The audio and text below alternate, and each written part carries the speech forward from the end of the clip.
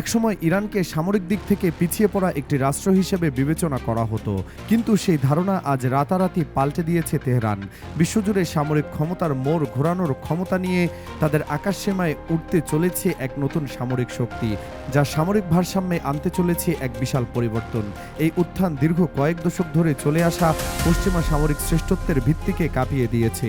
যখনই আধুনিক যুদ্ধবিমানের কথা ওঠে, তখনই বিশ্বজুড়ে মানুষের মনে ভেসে ওঠে পশ্চিমা দেশগুলোর নাম, বিশেষ করে আমেরিকার F-22 র্যাপটর অথবা F-35 লাইটনিং II এর মতো বিমানগুলো। এই বিমানগুলো তাদের অত্যাধুনিক প্রযুক্তি, অপ্রতিরোধ্য স্টিলথ ক্ষমতা এবং বিধ্বংসী শক্তির জন্য বিশ্বজুড়ে একচ্ছত্র আধিপত্য বিস্তার করে থাকে। কিন্তু যদি বলি এই শ্রেষ্ঠত্বের দম্ভ খুব শীঘ্রই ভেঙে পড়তে চলেছে যদি মধ্যপ্রাচ্যের এক দেশ এমন এক যুদ্ধবিমান তৈরি করে থাকে যা পশ্চিমা বিশ্বের এই সেরা বিমানগুলোকেও সরাসরি চ্যালেঞ্জ জানাতে সক্ষম, তাহলে কি তা বিশ্বাস করা সম্ভব?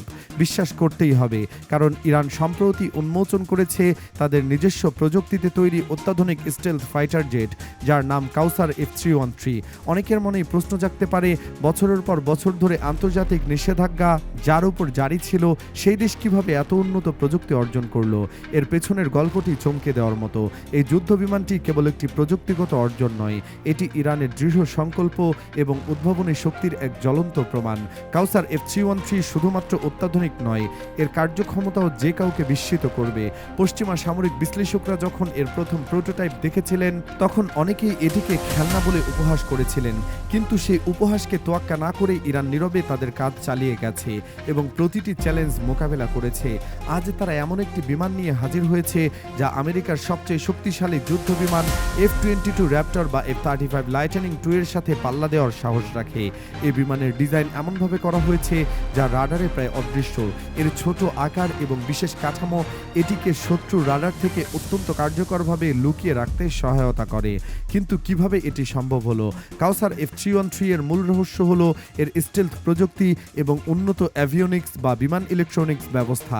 এটি এমন উঁচু গতিতে উপরে উঠতে সক্ষম যে শত্রুপক্ষের বিমান বা মিসাইল এটিকে সহজে ট্র্যাক বা অনুসরণ করতে পারে না।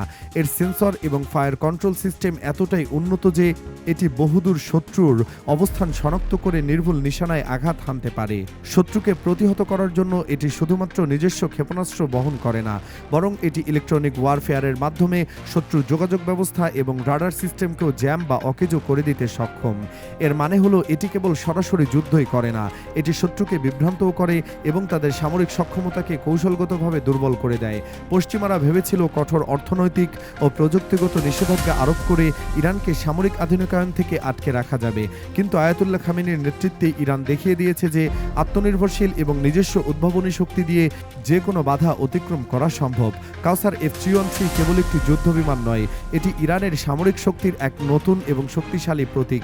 এটি প্রমাণ করে যে বিশ্বজুড়ে সামরিক ক্ষমতার ভারসাম্য এখন দ্রুত পরিবর্তিত হচ্ছে এবং পশ্চিমা সামরিক আধিপত্য চ্যালেঞ্জের মুখে পড়েছে। ইরানের এই নতুন সামরিক চমক বিশ্ব রাজনীতি এবং মধ্যপ্রাচ্যের সামরিক কৌশলে কি গভীর প্রভাব ফেলবে তা নিয়ে এখন থেকে আন্তর্জাতিক মহলে শুরু হয়েছে গভীর জল্পনা। এই বিমান কি সত্যি আমেরিকার সেরা যুদ্ধ বিমানগুলোকে চ্যালেঞ্জ জানাতে পারবে, আর মধ্যপ্রাচ্যের সামরিক সমীকরণকে একটি দীর্ঘস্থায়ী কোনো পরিবর্তন আনতে চলেছে? এর উত্তরগুলো জানতে হলে বিশ্বের নজর এখন তেহরানের সামরিক উদ্ভাবনের দিকে নিবদ্ধ থাকবে।